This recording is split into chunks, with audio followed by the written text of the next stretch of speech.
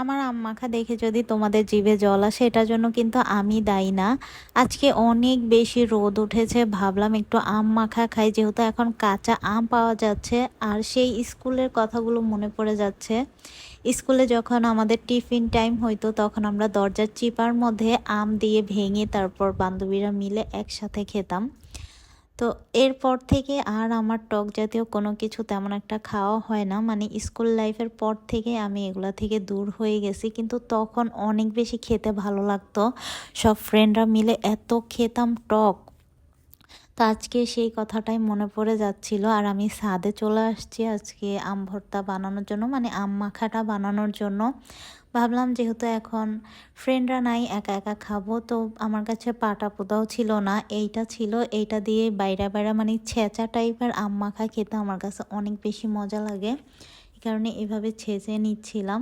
ভাই প্রথমে ভাবছিলাম ভিতরের বিচিটা শক্ত হয়ে গেছে, আবার ভাবলাম যে এই কয়েকদিনই হইলো আম নামছে, কিভাবে শক্ত হবে, পরে দেখলাম যে না, ভেঙে গেছে।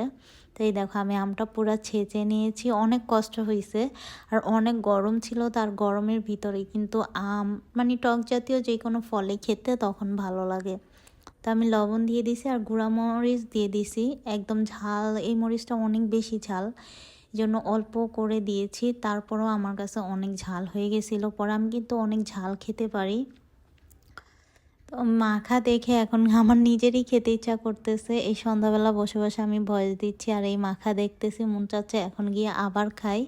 তো তোমরা কারা কারা স্কুল লাইফে থাকতে দরজার ফাঁকা দিয়ে আম ভেঙে খেয়েছো কমেন্ট করে জানাবা। আর আমি এখানে একটু লেবু পাতা অ্যাড করেছিলাম, যেহেতু ছাদে ছিলাম, সব কিছু হাতের কাছে ছিল, এই জন্যই আর কি লেবু পাতাটা দিয়েছি। গ্রানটা অনেক ভালো লাগতেছিল, আর এত বেশি টক ছিল, বিশ্বাস করো আমি একটা কামড় দেওয়ার পরে কি একটা অবস্থা হয়ে গেছে। টক খেলে যেরকম হয়, দেখো মাখাটা কি সুন্দর হয়েছে। আমি তো আমার ফ্রেন্ডদের অনেক অনেক বেশি মিস করি। এখন আর কারোর সাথে তেমন কথা হয় না, কোথাও ঘুরতে যাব বা কোথাও কিছু বসে খাবো, ওইগুলো তো অনেক দূরের কথা। মেয়েদের লাইফটাই জানি কেমন, তাই না? বিয়ের পর সব কিছু এলোমেলো হয়ে যায়, ফ্রেন্ডরাও যার যার লাইফে ব্যস্ত, আমিও আমার লাইফে ব্যস্ত, ঠিকমতো কথাই হয় নাই তাদের সাথে এখন। আর এক সময় সারা দিন তাদের সাথে হাজারটা গল্প করতাম, তারপরও যেন গল্প শেষ হতো না।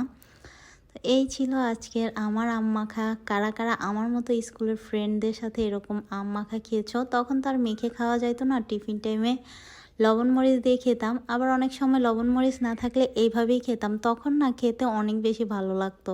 কিন্তু এখন এগুলো অনেক বেশি টক লাগে আমার কাছে।